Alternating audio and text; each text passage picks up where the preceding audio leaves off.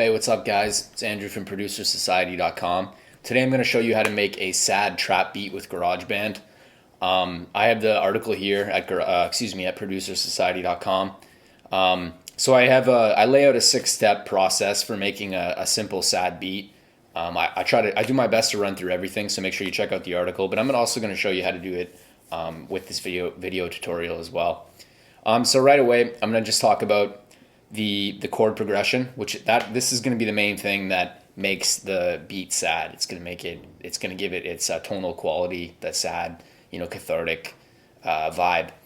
So what you want to do is you just want to use minor chords. Ideally, you want to use minor chords from a minor key signature or a minor scale. So for instance, every chord has a parallel minor, so a G major chord will also have a G minor chord. There's always a parallel minor in there.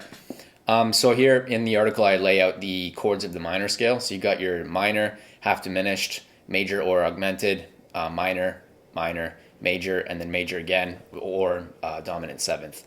So let's say you're using the key of A minor. You got A minor here, B minor 7 flat 5, C major or augmented, D minor, E minor, F major, G major, dominant seventh. So anyway, that's probably all the music theory we're going to talk about right now. So just chill, don't freak out. I also pointed out the example of Juice WRLD's song "Empty." In that song, the beat, it honestly just uses 2 chords throughout the entire song, really. Of course, there's complementary and accompanying notes along with the foundational chord progression. But for the most part, it's just like minor, major, minor. It just goes back from 1 to 3 to 1. A minor, an A minor to a C major, back to a C minor. So in the article, I also talk about the plagal cadence, and this is just a technique that people use in composition, where you just go from the 4th chord to back to the 1st chord.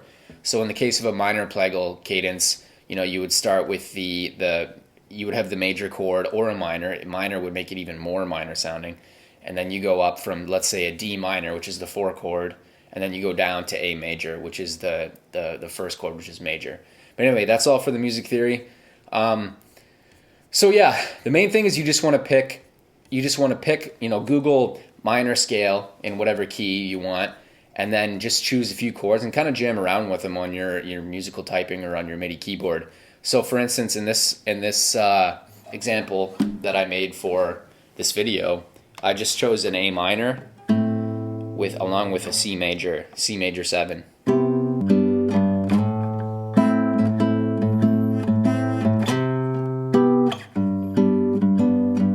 Anyway, so it actually goes back from the A minor to the C major, which is 1, 3, 1, 1, 3, 1. And then the G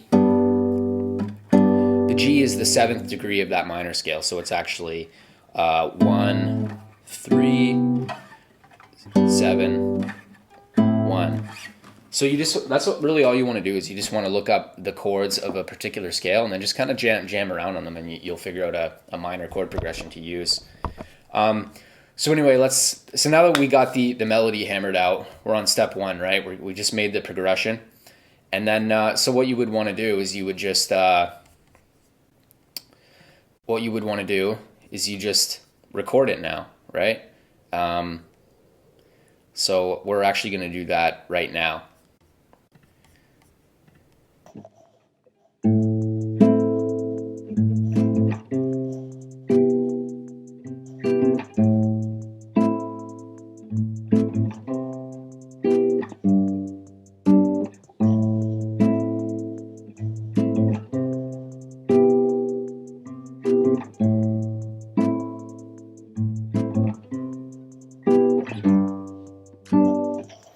Alright guys, so we're back. I just got a new memory card for my microphone, so hopefully it doesn't mess up again.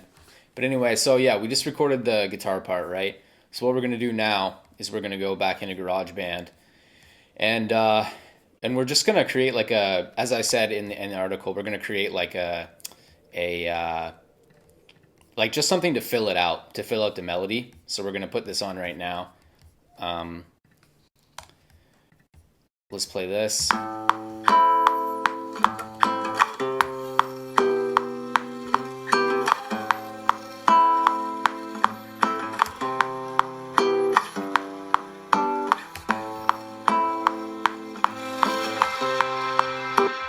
right, so let's record it right now.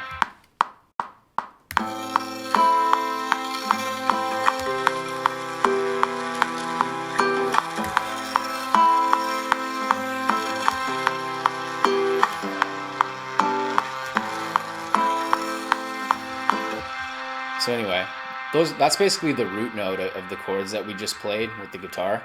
So so now we're just going to fix everything up a little bit. Pull this back to about there. All right, so let's loop this.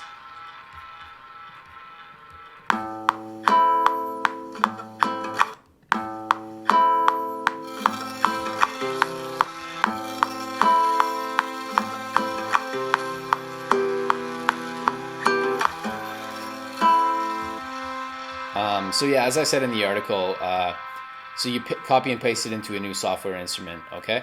So what you can do is you could just maybe add something else. For instance, we could add some synthesizer bells or something like that. Let's try splatter tables and see how that sounds.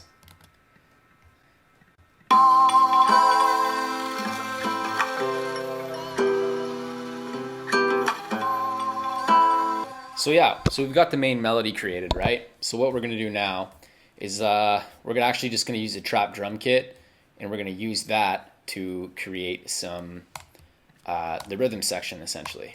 So as I said in the article, I like to use the Drum Pro one. You can get it from VSTforfree.com. You got the trap kit right here. So let's actually create the what's the first part that I would normally do? I guess, really you just get a feel for it, and you come up with your own way of doing it. However, I find that getting the snare laid down first is a good idea.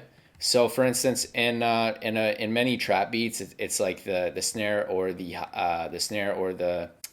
I forget what the other instrument is called now, but it's usually on the second or third beat, right? So if we have, this is 1, 2, 3, that's a third beat. So let's see what that sounds like.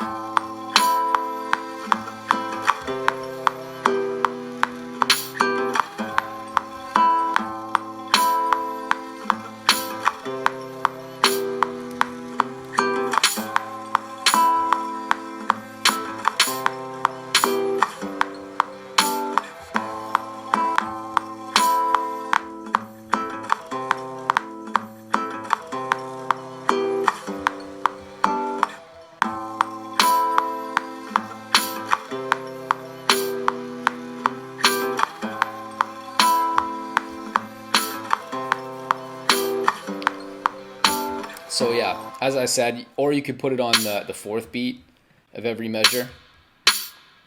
So let's see how that sounds.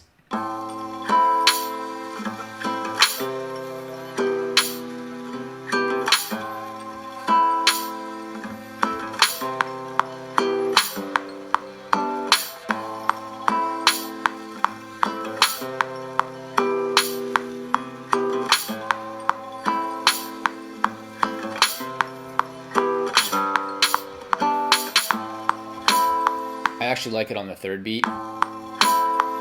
So what we're going to do now is we're going to create the hi-hats. So as I said in the article, you want to make sure that each part of your kit is separated from each other. So that just means that you have each software instrument track in its own track, right? You don't want to have all your kick, your snare, and everything in the same region. So let's actually throw in the hi-hats now.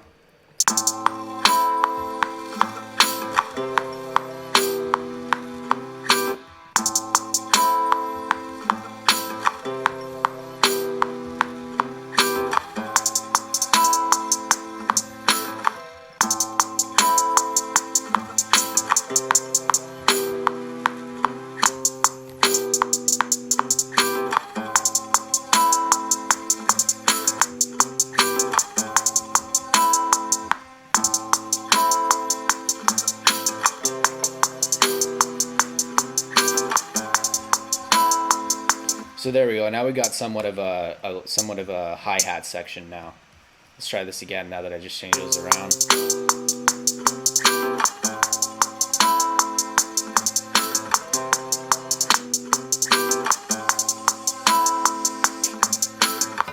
All right, so anyway, let's throw in a kick now.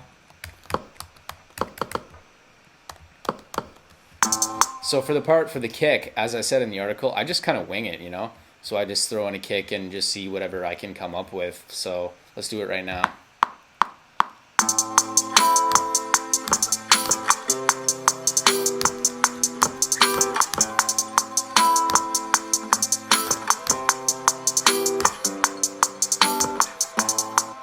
So yeah.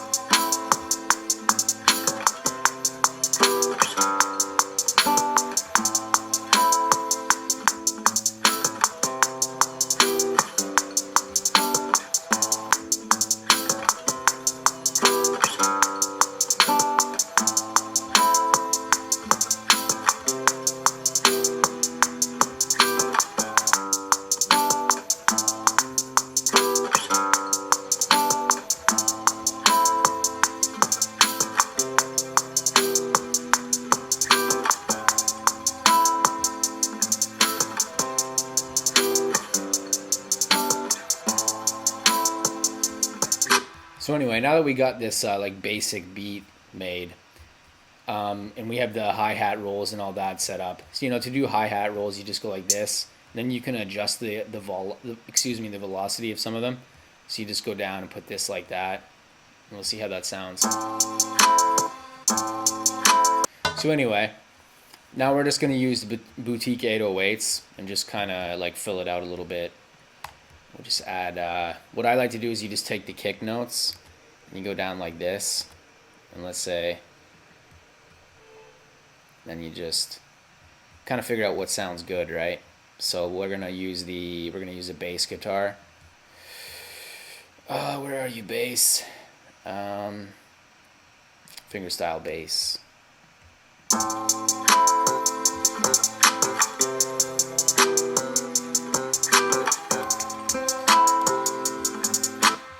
So anyway, I would just use these as a frame of reference, and what I would do is I would kind of paste them in after, just so I know exactly where each one is.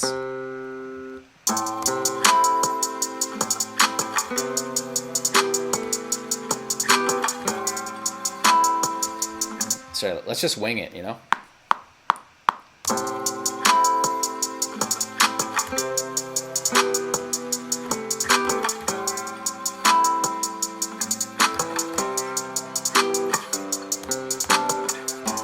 So anyway, we just kind of wing something right there.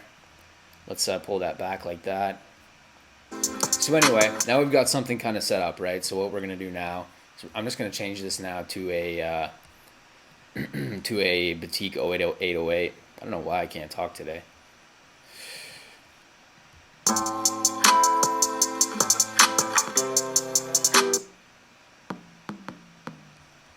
So let's so now what we're gonna do is we're gonna change the plugins on it, and we're gonna go like this. Go to Tools, Aggressive. We're gonna throw some distortion on it. I could probably just do it a little bit right here, to be honest.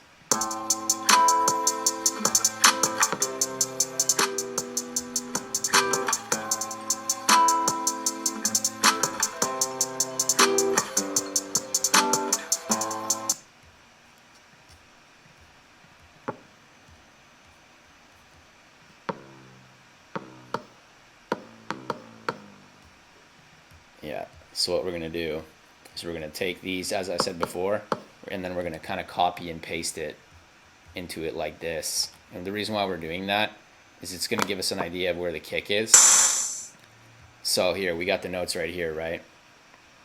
So what we can do here is we can go like this. We can put notes in like this, right where the kick is. And the idea behind doing this is you just kind of have a boutique 808 sound on every kick note. So here, we got another one here. Let's throw in right here.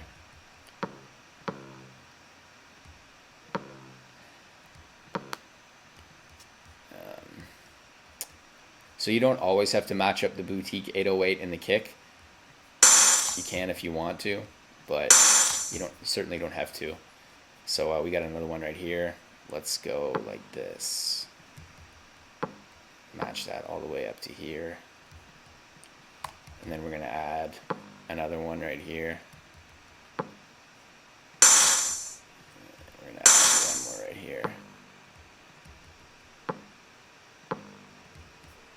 And then we're going to go like this.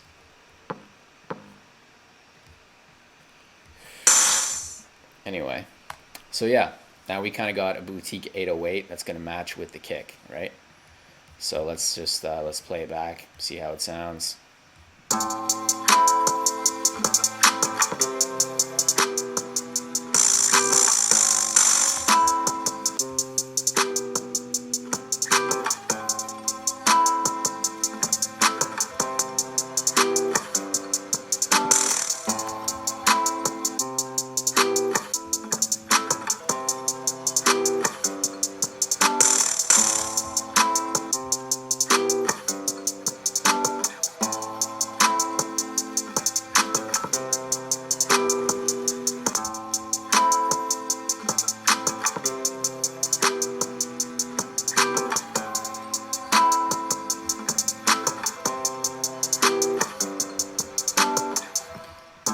So anyway, that's kind of the result of this beat that I kind of just made up randomly. So obviously you're going to want to put a little bit more time into the beat. This is kind of just for the sake of showing you how to do how to do something basically. So yeah.